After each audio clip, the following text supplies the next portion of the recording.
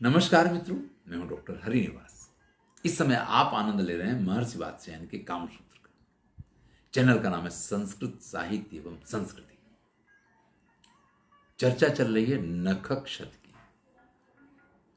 आज हम नखक्षत से आगे बढ़ के नखस्पर्श की भी चर्चा करेंगे, जो अधिकांशतः प्रयोग में आता है। इसीलिए कहा गया कि तई सुनियमतई हनुदेशे, यानी दाढ़ी के प्रदेश में, स्तनयो, स्तन पर, अधरे, होठ पर, लघुकर्ण, अनुद्गत लेखम, स्पर्श मात्र जननात्, रोमांचकर अंते, सन्निपात वर्धमान, शब्दमाच्छुरितकम। जो सबसे पहले नखक्षत के प्रकार की बात की, छुरी तक, 8 में से उसकी बात कहते हैं कि कई बार स्तनों पर, कई बार दाढ़ी पर, कई बार होठों पे, इन जगहों पे जब धीरे से एक छुरी की तरह हल्का सा निशान बना दिया जाए तो इसको छुरी तक कहा गया है। ये बड़ा ही राग को, रोमांच को खड़ा करने वाला है। देखिए, जरूरी नहीं है कि आपने लकीर खींची तो वो अंदर तक निशान बना दे। इस प्रकार के स्पर्श पीठ पे भी किए जाते हैं। इस प्रकार के स्पर्श शरीर के किसी भी भाग पे किए जा सकते हैं कि आप एक नख को लेते हैं और शरीर पे एक लकीर सी खींचते हैं, छुरी सी चलाते हैं और सामने वाला रोमांचित होता चला जाता है। इसको छुरी तक कहा गया है।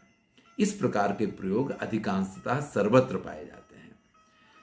इसके बाद अर्धचंद्रक की बात करते हुए कहते हैं कि जब ग्रीवायाम स्तन पृष्ठे च वक्रो नख पद निवेशो अर्धचंद्र का, जब या तो स्तन के भरावदार भाग में या गर्दन के ऊपर नाखून पहले से ही अर्धचंद्राकार, थोड़ा गोल जैसा होता है, और उसको एक ही जगह पे दबाया जाए और उसका निशान बन जाए तो इसको अर्धचंद्रक कहते हैं। लेकिन अगर इसी प्रकार से अंगूठे और उंगली दोनों के नाखून को दबा दिया जाए, या उंगली के नाखून से एक निशान बनाया और उसके सामने दूसरा बनाया जाए तो 2 आधे चंद्रमा मिलेंगे तो वो मंडल बन जाएगा, गोल बन जाएगा। इस प्रकार का मंडल कहा जाएगा निशान जो है। सर्वस्थानेषु नाति दीर्घा लेखा, शरीर के किसी भी भाग पे अगर आप लंबी रेखा नहीं बनाते हैं, छोटी सी रेखा का प्रयोग करते हैं तो इसको लेखा संज्ञा दी गई है। शैव वक्रा व्याघ्र नखकम स्तनमुखम, और वही रेखा जब थोड़ी नाखूनों को तिरछा करके और लंबी खींच दी गई हो ना, तो उसको व्याघ्र नख संज्ञा दी जाती है। इसके बाद मयूर पदक की बात करते हुए कहते हैं कि पंचभिर अभिमुखैर लेखा चुचुकाभिमुखी मयूर पदकम, जब चारों उंगली और अंगूठा, इन 5 का प्रयोग स्तन के मध्य भाग पे किया जाता है तो इसको मयूर पदक कहा गया है। अब शशप्लुत की बात करते हैं कि तत् संप्रयोग श्लाघाया स्तन चुचुके सन्निकृष्टानि पंचनख पदानि शशप्लुतकम, स्तन के मध्य भाग में अगर उन नाखूनों के निशान के साथ, यानी नाखूनों को गढ़ा के और स्तन के अग्रभाग को अगर खींच दिया जाए तो उसको शशप्लुतक संज्ञा दी जाएगी, जिसमें स्तन का अग्रभाग जो है वो घायल होने की पूरी संभावना रहती है। स्तन पृष्ठे मेखला पथे चोत्पल पत्राकृति उत्पल पत्रकम, जब उत्पल कहते हैं कमल को, कमल जैसा निशान, एक मतलब सामने वाला व्यक्ति बैठा हुआ है या लेटा हुआ है और आप नाखून से उसके ऊपर एक डिजाइन बनाते चले जा रहे हैं, उसको सहन कर रहा है। ऐसा भी नहीं है कि वो खून तक पहुंच जाए इस प्रकार का नाखून, लेकिन आप उसको उत्पल पत्रक कहा गया है। इति नख कर्माणि, नख के प्रयोग की ये एक प्रथा है। आकृति विकार युक्तानि चान्यानपि कुर्वीत, भैया यहाँ कुछ आकृतियों की, कुछ डिजाइन की चर्चा की गई है, लेकिन आप कहें कि बस यही सब कुछ है, तो ये तो फिर से वही बात आ गई कि इसको सीमा में नहीं बांधा जा सकता है। आकृति विकार युक्तानि संस्थान विशेष युक्तानि, जैसे आपसे कह दिया कि नहीं अर्धचंद्र होगा या मंडल ही होगा या लेखा ही होगा, ये जो 8 प्रकार की आपको बताए गए हैं, आप इनको बिल्कुल इसी गांठ के साथ बांध नहीं सकते हैं। विकल्पानाम अंतरत्वाद अनंत्याच, क्योंकि इसके विकल्प बहुत हैं और इसके अनंत प्रयोग संभव हैं। कौशल विधिर अभ्यासस्य च सर्वगामित्वात् रागात्मकत्वात् छेद्यस्य। अब देखिए, ये प्रयोग के बारे में ये कहते हैं कि आप अगर कौशल्य रखते हैं, आपने अगर इसका बराबर अभ्यास किया है, तो अनेक प्रकार से इनका उपयोग हो सकता है। प्रकारांतो अभिसमीक्षितुम अर्हति इत्या आचार्य। अगर आपका अभ्यास अच्छा है तो जैसे शास्त्रों के संदर्भ में होता है कि आपने खूब अध्ययन किया है, तो आप किसी भी शास्त्र को लेकर के और उसके अपने अर्थघटन कर सकते हैं, अपने ढंग से उस पे व्याख्यान दे सकते हैं, चर्चाएं कर सकते हैं। इसी प्रकार से इसमें भी अगर आपकी महारत है, आप अगर इसमें बड़े ही होशियार हैं, तो फिर इसके बहुत प्रकार से प्रयोग संभव है। भवति ही रागे भी चित्रापेक्षा। भाई, प्रेम कोई भी हो, उसमें नावीन्यता की अपेक्षा हमेशा रहती है। ध्यान दीजिएगा, बड़ी विशिष्ट बात करते हैं कि कोई भी प्रयोग हो, उसमें नवीनता की अपेक्षा हमेशा बनी रहती है। वैचित्र्याच्च, और अगर उसमें कोई विचित्रता आती है तो परस्पर रागो जनयति, तो परस्पर आपका अनुराग जो है वो बढ़ता है। वैचक्षण्यम युक्ताश्च। भाई देखिए, इसकी एक्सपर्ट जो गणिकाएं होती हैं, वेश्याएं होती हैं, उनके पास पैसा खर्च करके भी व्यक्ति किस लिए जाता है? क्योंकि वो इसकी एक्सपर्ट होने से व्यक्ति को अधिकाधिक आनंद प्रदान करने की क्षमता रखती है। तो इस प्रकार के ज्ञान के माध्यम से, इस प्रकार के इसके माध्यम से आप परस्पर अपने अनुराग को अभिवृद्ध कर सकते हैं, बढ़ा सकते हैं। धनुर्वेदादिषु अपि शस्त्र कर्म शास्त्रेषु वैचित्र्यम अपेक्षिते किम पुनर्इहेति वात्स्यायन। वात्स्यायन कहते हैं कि जीवन में आपको कुछ भी करना हो, चाहे वो धनुर्वेद की बात हो, चाहे वो शस्त्र की बात हो, और चाहे वो शास्त्र की बात हो, जिसका उल्लेख अभी मैंने किया था, हर जगह पे आपके वैशिष्ट की, आपके कौशल्य की आवश्यकता होती है, जो अभ्यास से आपको प्राप्त होता है। तो भैया, अगर यहां पे इस प्रकार की अपेक्षा कोई रखता है, तो इसमें आप कुछ गलत तो नहीं मान सकते। इसलिए ध्यान रहे कि नखक्षत का प्रयोग जो है वो भी हर वक्त हर समय संभव नहीं है, लेकिन जब उसको किया जाए तो एक यादगार रूप में किया जाना चाहिए। यादगार रूप का अर्थ यह है, जैसा कि कहा था कि परदेश जा रहा है बंदा, तो परदेश जाने से पहले उसने एक निशान ऐसा बना दिया कि ठीक है, ये निशान मिटेगा, उससे पहले मैं आकर के आपसे मिलूंगा।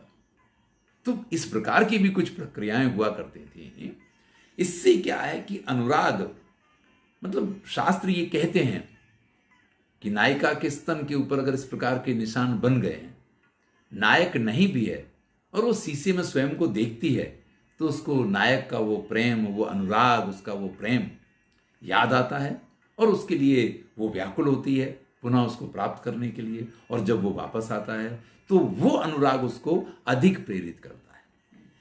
चिरोत्सृष्टेषु रागेषु प्रीतिर्गच्छत पराभवम्, रागा यतन संस्मारी यदनस्यान नखक्षतम। अगर नायिका के शरीर पे इस प्रकार से कुछ स्मरणात्मक निशान ना हो, तो कई बार, एक बार दूर हुई नायिका वो दोबारा से उस तरफ आकृष्ट नहीं होती है। ध्यान दीजिएगा, यहां जिस बात को कहने का प्रयास है वो ये है कि नखक्षत कब होगा? जब आपका अनुराग पराकाष्ठा पे होगा। ये ऐसा नहीं कि आप रास्ता चलते किसी को भी नाखून मार देंगे। तो अगर अत्यंत अनुराग के साथ वो हुआ है तो फिर उसको भूला तो नहीं जा सकता है। यही इसका मुख्य उद्देश्य है। पश्यतो युवतिम दूरान नखोच्छिष्ट पयोधरम बहुमाना परस्यापि राग योगश्च जायते। अब ये कुछ ऐसी बातें हैं जो किसी भी तरीके से स्वीकार्य या स्पष्ट नहीं है, क्योंकि वो ये कह रहे हैं कि किसी स्त्री के स्तनों के ऊपर अगर नखक्षत के निशान कोई पुरुष देखता है तो उसके लिए वो बड़ा लालायित हो जाता है, क्योंकि उसको ऐसा लगता है कि ये अत्यंत प्रेम को सहन करने वाली या ये अत्यंत वेग को सहन करने में सक्षम है और इसके साथ अत्यधिक आनंद की प्राप्ति होगी। इसी प्रकार से पुरुष के बारे में कहते हैं, पुरुषस्य प्रदेशे तो नख चिन्ह विचिन्निता चित्तम स्थिरमपि प्राय चलेत एव योसिता। इसी प्रकार से किसी पुरुष के अंगों पे अगर नाखून के निशान दिख जाएं तो भैया स्त्रियां भी लालायित हो जाती हैं। संभवतः ये प्रक्रिया बड़ी कठिन है, इसलिए इसके स्थान पे टैटू ने इसकी जगह ले ली है। लोग तरह तरह के टैटू बनवाते हैं। मैंने तो कभी किसी टैटू का प्रयोग नहीं किया है, लेकिन सुना यह है कि टैटू जब बनता है तो काफ़ी पीड़ा भी होती है, लेकिन फिर भी लोग इसका उपयोग करते हैं। और स्वाभाविक है कि अगर कोई पुरुष इसका उपयोग कर रहा है तो किसी स्त्री को प्रभावित करने के लिए करता है, और अगर स्त्री इसका प्रयोग करती है तो पुरुष को प्रभावित करने के लिए करती है। उसी बात को यहाँ कहा गया है कि अगर किसी के ऐसे अंग पे कोई पुरुष इस प्रकार के टैटू को नहीं पर नखक्षत को देख जाए तो वो लालायित हो जाए, या स्त्री देख जाए तो स्त्री लालायित हो जाए। नान्यत पटुतरम किंचित अस्ति राग विवर्धनम नख दंत समुत्थानाम कर्माणाम गतयो यथा। भाई यहां तो पराकाष्ठा की बात करते हुए आचार्य ये कह देते हैं कि नखक्षत और दंतक्षत ये जितने राग को बढ़ाने वाले हैं इतनी और कोई प्रक्रिया नहीं है। अब आप समझिए इस चीज को, थोड़ा मैं स्पष्ट करूं कि आलिंगन में तो व्यक्ति जब है तभी उसका सुख मिलता है। चुंबन की भी स्थिति ऐसी है कि जब व्यक्ति इस प्रक्रिया में है तभी उसका सुख मिलता है। लेकिन नखक्षत के द्वारा बना हुआ घाव या दंतक्षत के द्वारा बना हुआ घाव वो पीड़ा भी देता है, लेकिन वो पीड़ा कहीं ना कहीं मीठी हुआ करती है। हम दंतक्षत की चर्चा में इसको और विस्तार से देखेंगे। अभी नखक्षत के बारे में एक दो बातें जो मेरे ध्यान में बड़ी महत्वपूर्ण हैं उनकी चर्चा आपके साथ करता हूं। देखिए, सामान्यतया यहां जो नखक्षत शब्द का प्रयोग किया गया है, अगर हम नखस्पर्श शब्द का प्रयोग करते हैं तो ये सबके लिए उपयोगी है और इसका प्रयोग संभवतः सभी लोग और प्रत्येक देश काल में करते हैं। लेकिन जो क्षत शब्द है कि घायल कर देना, ये सर्वत्र नहीं पाया जाता, ये चंड वेग में पाया जाता है। अन्यथा कई बार घर परिवार में, मित्र मंडल में जो बहुत सन्निकट हो जाते हैं ना, उनके बीच में इस प्रक्रिया का सिर्फ संभोग काल के लिए नहीं पर अपने प्रेम की अभिव्यक्ति के लिए भी इसका प्रयोग होता है। एक दूसरे के शरीर पे नाखून से चूंटियां काटना या नाखून के अमुक निशान बना देना, ये सारी चीजें कहीं ना कहीं राग की अभिव्यक्ति के साधन है।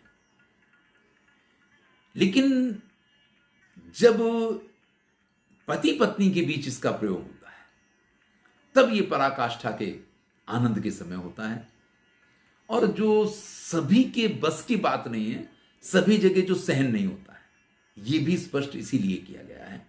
हाँ, हिलते चलते जैसे आलिंगन का वर्णन है, हिलते चलते जैसे चुम्बन का वर्णन है, ऐसे इधर उधर आते जाते कभी स्तनों के अग्रभाग पे इस प्रकार का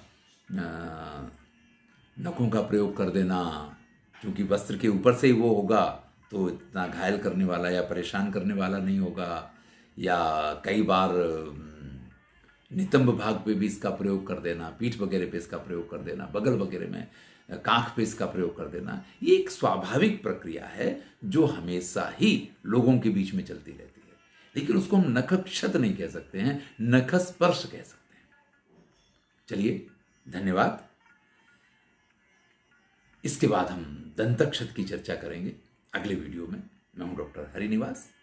चैनल का नाम है संस्कृत साहित्य एवं संस्कृति। आप सुन रहे हैं महर्षि वात्स्यायन का कामसूत्र।